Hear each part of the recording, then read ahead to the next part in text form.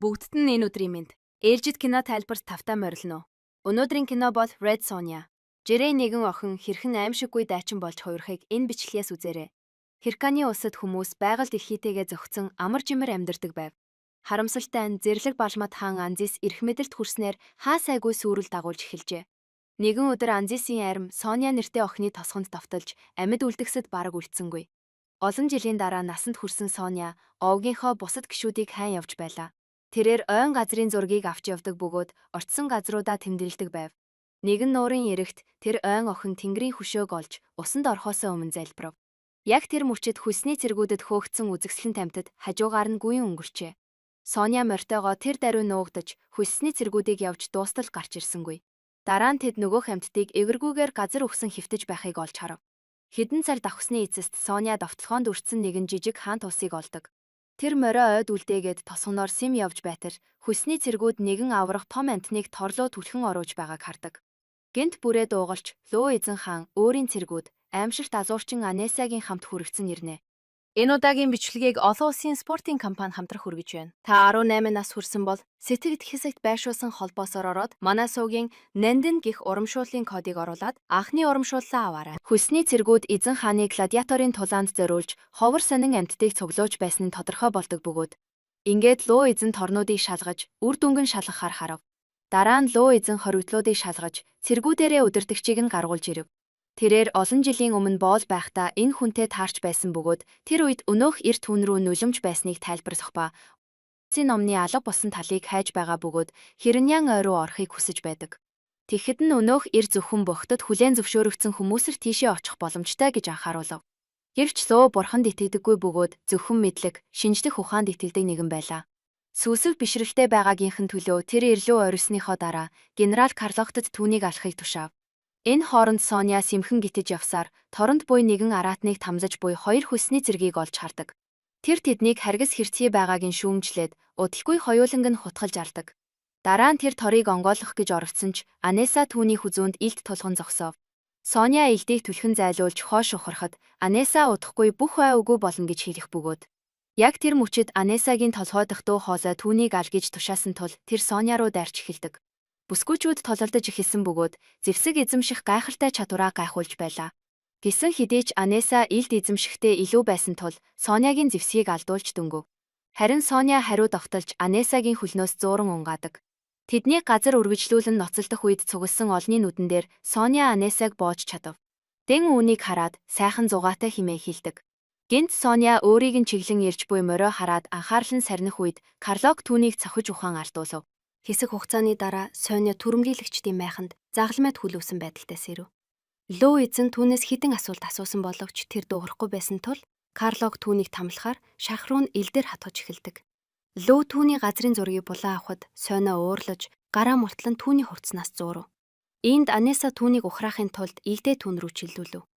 Луу Соняг гладиаторын тэмцээнд оролцуулахыг хүсэж байгаа тул алахгүй байхыг түүнд тушаадаг. Соня дахин ухаан алдахдаа тосгон руу дайрсан өдрийг зүүдлэв. Ээж нь түүнд хүүхдүүдийг аваад ой руу зүгт гэж хэлсэн байжээ. Бяцхан охин Соня бусад хүүхдүүдийг аврахаар ийш тийш гүйсэн боловч түрэмгийлэгчид хаасайгүй байсан тул хинт ч хүрч чадсангүй. Дараа нь тэр ээжийнхээ алуулахыг нүдэрээ харахаас өөр аргагүйд хүрсэн байдаг. Соня дараагийн удаас ирэхдээ бусад боолуудын хамт торомт хоригдсноо анзаарав. Тэрэгнүүд тэднийг нийслэл рүү аваатсан бөгөөд тэнд Соня хідэн ирчүүд морийг нь ташуурдаж байгааг харав. Өөр нь хүрсэн Соня хамгаалагчдыг зодож эхлэн өөрийгөө суллаж дөнгөдөг бөгөөд тэгээд тэр гинжээ ашиглан ташууртай эрийг барьж авдаг. Тэр эрийг унгаагаад алахыг завдсан боловч цэргүүд түүнийг барьж аваад буцаагаад торлов шидлэд тэр дахин ухаан алдав. Хэсэг хугацааны дараа Соня сэрж ээжигээ урд нь байгааг хараад цочирдов. Гэвч энэ нь ердөө зүүднээс үүдхтэй хий үзэгдэл байсан бөгөөд үнэндээ зүгээр л нэг настай эмэгтэй байлаа. Цочсон Соня түүний хоолойноос шүүрэн авч хутга тулхан бамбай болгон ашиглахыг оролдов. Бусад боолууд түүнийг хүний амь үн цэнгүй зүгтах аргагүй хараал идсэн хорих нүхэнд байгааг тайлбарлаж хэрв тэр настай эмэгтэйг албал хинч тоохгүй гэцгээв. Ахмад түүний хутгийг авч тайвширахгүй бол ташуурдах болно гэж зандрав. Энэ хооронд Мейстер Крадлес Зөөг яагаад Хирканы ойд тэгтлээ улаарч байгаад гайхаж байв. Анзис хаан Хирканичуудыг устгах үед амьд үлдгэсэд ойроо зүхтэн нууцын номны талыг авч утсныг Зөө тайлбарлав.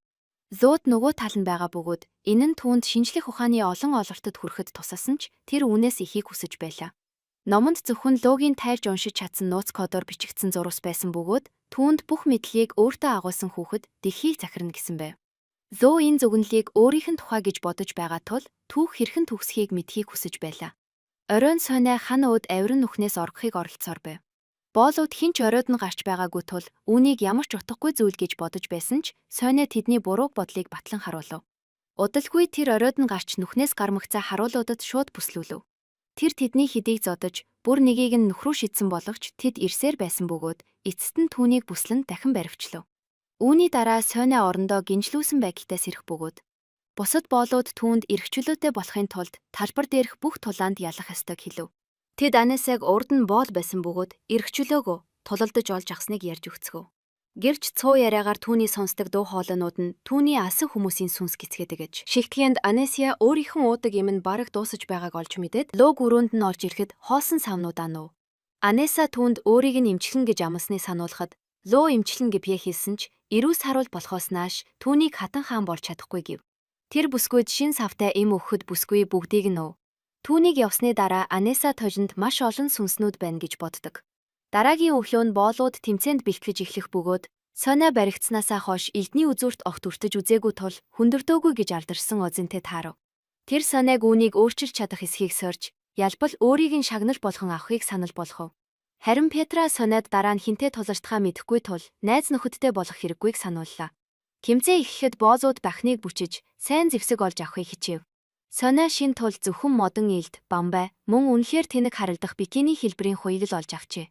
Тэмцээний талбар хүнээр дүүрч бүгд дахин нэг харгас үхлийг харахаар уухалж байв. Эцэст нь Соня Петра хоёрыг гаргасан боловч Соня бусдын зугаа цэнгэлийн төлөө гим зэмгүй эмэгтэйг алахыг татгалзаж оронд нь эзэн хаантай тулалдахыг хүсв. Ло инээгээд хамгаалалчд руугаа дохио өгөхөд тэд Петра руу сум харав. Соня түүний хажууд гүйж очиод амьсгал хураахаас өмнө уучлалтгүй. Дараа нь цэргүүд талбар руу дайрч олж ирэхэд Соня Петрагийн илүү сайн элдийг шүүрч аваад тулалдаж эхлэв. Тэр ихний залуугийн хөлийг цавчин унгав. Тэгээд түүний хутгийг ав. Учир нь энэ бол түүний гарсан зэвсэг байлаа. Одоо тэр цэргүүдийг хуйггүй, эмзэг хэсэг рүү нь хутгалж нэг нэгээр нь хурдан арж чадхаар болов. Хэдхэн минутын дотор тэр бүгдийг нь ялж, цугласан олон түүний ялалтыг баяр хөөрөөр тэмдэглэв. Зөө хүртэж үүнийг бишрэв. Явхаасаа өмнө Соня Петрагийн зүйлтийг ав. Дараа нь нөхөнд Соня зүйлтийг Петрагийн гашуудж буй найз залуу Хоог дүүтэг. Осин өнөөдөр амиа ардсан бүх боолуудын дурсгалыг хүндэтгэн үг хэлж, Соня тэдний дурсгалд зориулж овгийнхоо уламжлалт дуулалыг дуулав. Түүнийг гайхахад Декстоны үгийг мэдэж байсан бөгөөд дагаж дуулжээ. Маргааш нь Кратлес лууд Йолк гэдэг эртний эдхийг үзүүлж, түүнийгээ цахилгаан ашиглан ой араатны толгойд бэхлэв. Лөө үүнийг удирдлаар туршиж үзэхэд араатан гарзуурах бөгөөд тэр үр дүнд сэтгэл хангалуун байсан ч Йолкийг хүн дээр бас үйлчлээсэй гэж хүсв. Кратлес аль хэдийн боолууд дээр туршилт хийж эхэлсэн байлаа. Гисэн хэдий ч Йолк туршилтанд орсон бүхнээ хөнөөсөр байв. Лөө номны нөгөө талыг олсноор энэ төслийг дуусгаж, Йолк төхөөрөмжөөр хянагддаг хүмүүсийн бүхэл бүтэн армийг бүрдүүлэх боломжтой болно гэж итгэж байлаа. Дараа нь Кратлес түүнд одоо бүх хотыг эрчим хүчээр хангаж буй дүрэлзэн, шатаж буй бөмбөрцгийг үзүүлв. Тэрээр удахгүй үүнийг зэвсэг болгон ашиглах боломжтой болно гэж амлав. Нөхөнд байхдаа Декс Сонягаас түүнийг Хирканы хүн шиг харагддаггүй атлаа яаж тэр дууг мэддэг болохыг нь асуув. Тэгээд тэр Соняг ойн угаас гаралтайг ухаарч, ойн гүнд амьд үлдсэн хэсэг бүлэг хүмүүс амьдарч байгааг хэлж өгчээ. Энэ мэдээг сонсоод Соня уйлж тэд орбох ёстой гэж хэлв. Ахмад түүнийг ордонд дуудаж байна гэж хэлснээр тэдний яриа тасалдав. Соняг нөгөө л бикини хувцас өмсөхийг арбитаж, торонд хийж найр болж буй их танхим руу чирч аваачив. Лөө Соняд өөрийн армийн эзлэн авсан газар нутлыг тэмдэглэсэн твийн газрын зургийг үзүүлв. Тэрээр түүний ойг дараагийн бай болно гэж зарлаад номыг үзүүлэхэд Соняд овгийнх нь уг номны нөгөө талыг зан үйлдээ ашиглаж байсан дурсамж сэрэгдэг. Тэр шөнө Соня өнөөх зан үйлүүдийг зүүдсэн бөгөөд ээж нь түүнд номыг хамгаалаарай гэж захиж байв. Зүүдэнд нь Лөө ээжийг нь хүнөөж номыг хулгайлах үед Соня сэрж энэ зүүдийг биелүүлэхгүй гэж хатуу шийдэв. Дараа нь талбар дээр боолуудыг морд хөлсний цэргүүдтэй тулалдахыг албадав. Тэд ишт сул талтай байсан тул хүчээ нэгтгэн морд руу довтолж, унсан мордын хамт хөлсний цэргүүдийг ч мөн газар унгаж байлаа. Ахмад дахин боолуудыг гаргахаар ирэхэд Соня өөрийг нь сонгоогүйд гомдлоо. Тэгэхэд нь Ахмад Лөө түүнийг бусдын үххийг хараасаа гэж хүсэж байгаа тул тулалдахыг нь хоригдсон гэж хэлв. Соня Озеноос Дексийг хамгаалахыг гуйв. Дараа нь тэр дархан дээр очиж илүү сайн тоног хэрэгсэд хүсв. Дархан татгалзсан тул Соня түүнийг сүрдүүлсэн бөгөөд зөвхөн Соня л түүний нэрийг санаж байгааг дархан ухаармагцаа бодлоо өөрчлөв. Үүний дараа Соня Ахмадыг үл тоон талбар руу оров.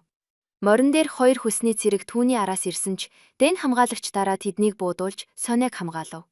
Соня түүнд тулалдах гэж ирснээ уурсан сануулсан ч Дэн түүнээс зөвхөн сүүрчийн Хирканичууд хаана байгаагд хэлүүлэхийг хүсэж байлаа.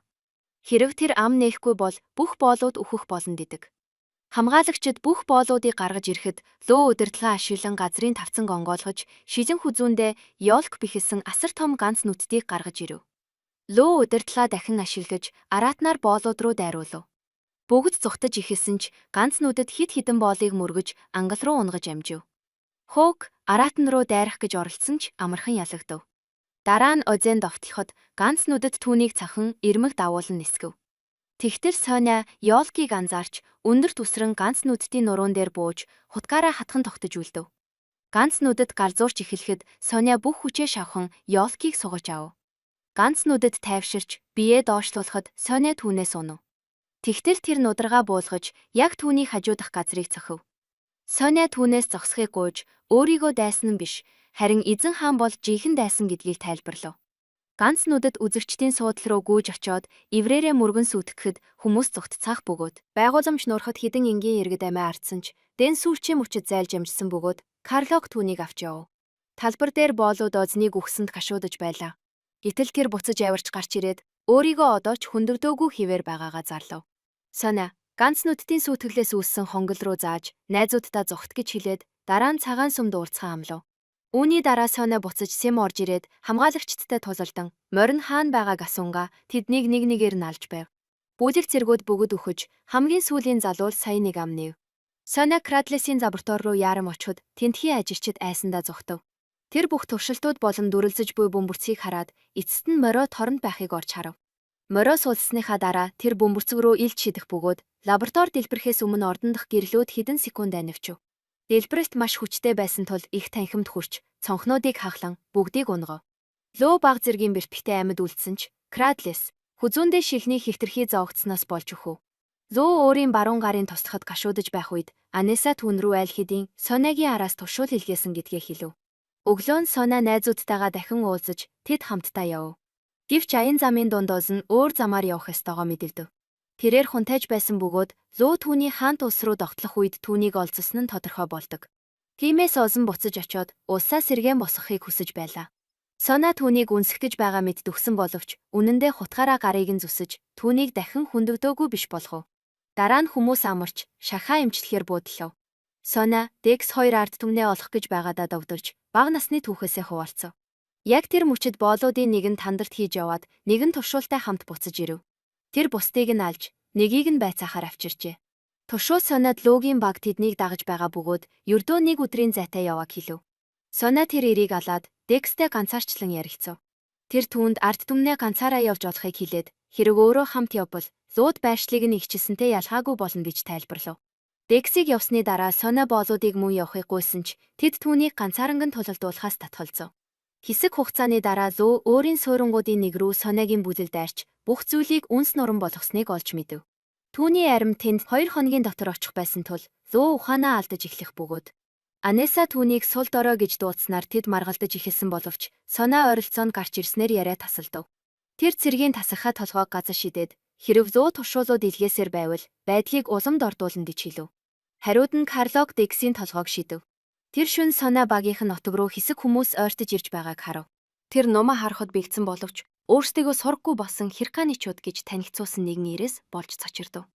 Соня ард түмэнтэйгээ нэгтгэхээр гүйж очин бүр тосгоныхоо Хиспер нэртэй эмэгтэйг тэврэв. Тэд Дексийг харсан боловч цэргүүдтэй тулалдаж түүнийг аврах хүн хүч дутмаг байсан гэдгээ тайлбарлав. Эдгээр Хирканичуудад номны нөгөө тал байсан бөгөөд Соняд юу болсныг ярьж өгчээ. Дайрагт болдог өдөр нэгэн хүү сүмд нуугдаж Санваартан номыг аврах гэж оролдож байхыг харсан бөгөөд гэвч нэгэн цэрэг Санваартан руу довторч номыг авах гэж оролдох үед ном 2 хэсэгт хуваагдан урагдсан байжээ. Джеспер цэргийг араас нь гиндүүлэн довтолж алсан бөгөөд номны нэг талыг авч амжсан ч нөгөөг нь арч чадалгүй зүгтхэд хүрсэн байдаг. Бяцхан хүү номны нөгөө талыг авч нуусан бөгөөд удалгүй цэргүүдэд баригдсан байдаг. Хожим нь боолын гянданд байхдаа хүү номыг уншиж бүх нууцыг нь мэдэж авснаар боолчлолоос зүгтэж лөө эзэн хаан болсон байж. Одоо Хирканичууд номтойгоо хамт нуугдахыг хүсэж байсан ч Соня Луу тэднийг хайхаа хизээж зогсоохгүй гэдгийг сануулв. Тэрээр энэ дайныг эцэсхийн тулд тэмцэх хэрэгтэй гэж хүмүүсээ ятгав. Хэсэг хугацааны дараа тэд сөөрөн бүсэлж, Луугийн ярим олон тооны дэвшилтэд зэгсэгтэй ирснийг олж мэдэх бөгөөд ирчүүд их буугаар буудаж эхлэхэд дээгбэрэхтээс болж ой шатаж, Сонягийн хүмүүс зүгтход хүрдэг. Цэргүүд ойруу давтлах үед Луу Анесиад хэрвээ Сонягийн толгойг авчирч өгвөл түнтэй гэрлэн гэж хэлв. Ойд Сонягийн хүмүүс модны ард бут сөөвөн дор нөөгдөж, цэргүүдийг отолтод орох үз ойртохыг хүлээв. Гар түүмэр газар авч, дэлбэрэгт босоор байх үед ширүүн тулаан эхэлдэг. Удалгүй хоёрт тал хоёулаа хорон мөч бүрд дайчдаа ардаж эхлэв. Сонягийн хүмүүс давуу байдагтай болж ирэхэд тэр дайснуудыг ойн гүн рүү татахын тулд хүмүүстэй зүгт гэж хэлв. Хідэн зэрэг Сонягийн араас хөөсөн тул тэр тэдэнтэй ганцаараа тулалдахад хүрдэг. Тэднийг арж эсвэл буцсны дараа тэр Анесиаг ирж байгааг харав. Бүсгүүчүүд игдээр тулалдаж ихэлсэн бөгөөд ур чадвар нь тэнцүү харагдаж байсан ч Анесиа Соняг дийлж, биеийг нь хид хідэн удаа зүсэж амжив. Соня бууж өгөхийг үл хүсэж, Анесиагийн хүзүү рүү хариу цохилт өгчээ. Ойролцох газар хөөг Карлоктэй таарч, түүнтэй халз тулалдахаар шийдэв. Тэд хид хідэн удаа нудраг зөрүүлж, бүргэлдсэний эцэст Карлок сүхээрээ хоогийг зохиж, игдээр бүлж орхив. Яг тэр мөчөд Анесиач бас Соняг игдээрээ бүлжээ. Түүний толгойг авах гэж байтал Сонягийн морь Анесиаг мөргөн унгаж, эзнээ мордуулахаар доош хөвтөв. Соня түүн дээр мордоод дахин холдов. Дараа нь нуурын ирэг дээр Соня хөшөөний хажууд ээжигээ байна гэж харав. Гэвч энэ нь жинхэнэ дайр их байсан бөгөөд тэрээр дэлхий цус алдаж байгаа тул Лууг язуулж болохгүй гэж хэлв. Соня үргэлж хий дими залбир дээр байснаа гомдлов. Тэгтэн дайр их Соняг хор тавилангаа хүлээн зөвшөөрөхийн тулд өөрийн дотоод хүчээ олох ёстой байсан гэж тайлбарлав. Дараа нь дайр их Соняг нуурын усанд оруулж шахахыг нь эдлээгээд дэлхийн хорь заяа түүний гарт байгааг хэлв. Энэ хооронд Сонягийн бүлгийн амьд үлдгэсэд баригдсан байлаа. Лууг жинхэнэ Хирениан нэрээр нь дуудахад тэр түүнийг алгадаж аймхаа бяцхан хүү үхсэн гэж хэлв. Тэр Хипаг өөрийг нь орхисон гэж буруутгаж уйлангаа хүлээн зөвшөөрүүлэхээр толгойг нь хүчтэй сэгсжв. Тэр цүнхийг нь уударж үзээд эцэст нь номны нөгөө талыг олсонд энэ нь зөгнөж үнэн болохын баталгаа гэж харав. Тэр хүсний цэргүүдийн удирдагчийг түүнийг ал гэж тушаасан ч өнөө хэр саваартан эмэгтэйд ар хүрхээс татгалзав. Луу илд шүүрч аваад өөрөө алахад бэлдэв. Гэвч яг тэр мөчөд нэгэн сум харуулыг онож алах бөгөөд бүгдийг гайхшруулан Соня үс нь илүү тод улаан өнгөтэй болсон байдагтай гарч ирдэг. Яг тэр үед Озен армитайгаа ирэв. Цэргүүд хардагчдтай тулалдахаар яарах үед хоригдлууд энэ боломжийг ашиглан суллардаж тулаанд нэгдэв. Урд нь боол байсан нэгэн хүн Карлок руу дайрч унгаад хүзүүг нь хазаж эцэст нь түүнийг алав. Луугийн тал өнгөрсөн шөнө олон цэргээ ардсан байсан тул Озены арим тэднийг амархан дийлж тэд ухрахад хүргэдэг. Урд хаалга төвжээтэй байсан ч Соня ханаар авирч цамхарт гараад цэргүүдийг өршөөлгүй хядаж эхлэв. Газар байгаа ирчүүд түүнийг олж харахад тэр тэдэн рүү сум харваж дараа нь үсэрч буугаад гайхалтай шинэ хүчээрээ тэднийг нэг нэгээр нь амархан унгаж байлаа. Барилга дотор Луу номны нөгөө талыг уншаад урам нь хугарав. Учир нь тэнд зөвхөн ангаах ухаан, эм тан, байгалийн тэнцвэрийн тухай бичсэн байсан бөгөөд тэр үүнийг бүгдийг нь хэрэггүй зүйл гэж хэлдэг. Тэр өвдөг сүгдэж Анесагаас Сонятай тулалдахыг гуйсан ч Анеса үхий шахнаас иргэн ирж чадах хүнээс айсан тул тэрээр татгалзав. Дэн хэрвээ өөрийг нь хамгаалахгүй бол хизээч хатан хаан болохгүй гэж хэлээд түүнийг хурцгар амтан гэж дуудан толгой доторх дуу хоолойнууд нь ч үүнтэй санах нийлж байгаа гэж хэлдэг. Анеса гинт уурлаж яагаад тэр дуу хоолойг сонсож чадаад байгааг нь шалгав. Тэгэхэд нь тэр хаан Синтигээ хуваалцахыг хүсээгүй тул түүний толгой доторх дуу хоолойнуудыг өөрөө суулгаснаа хүлээн зөвшөөрөв. Анеса өнөөх эмийн савнууд нь үнэндээ түүнийг галзууруулах зорилготой хор байсныг одоо л ухаарав. Ингээд тэр уурандаа игдээ суглан Лууг бүлж орхив. Доош харахтаа Лууч мөн өөрийг нь бүснийг олж харсан бөгөөд тэд хамтдаа унав. Гадаа Соня цэргүүдтэй тулалдсаар нэгийг ч үлдээлгүй дуусгав. Түүнийг барилга руу орж ирэхэд Луу аль хэдийн явсан байлаа. Анеса амьсгал хураахаасаа өмнө дуу хоолойнууд эцэст нь чимээгүй болсныг түүнд хэлдэг. Ойд цус алдаж буй Луу морьноосоо унах бөгөөд Соня түүнийг хайж эхлэхдээ азар цустай номны хуудсууд байхыг олж хараад мөрийг нь дагсаар хуучин ариун дагшин газарт Лууг олж ирчв. Тэр номны хуудсуудыг уурч хаянга энэ ном одоо ашигтай зэвсэг биш болсон гэж хэлэх бөгөөд харин Соня энэ ном хизээч зэвсэг байгаагүй тайлбарлав. Тэр л үүнийг зэвсэг болгон хувиргаж Анзис хаан шиг дарангуулагч болсон байлаа.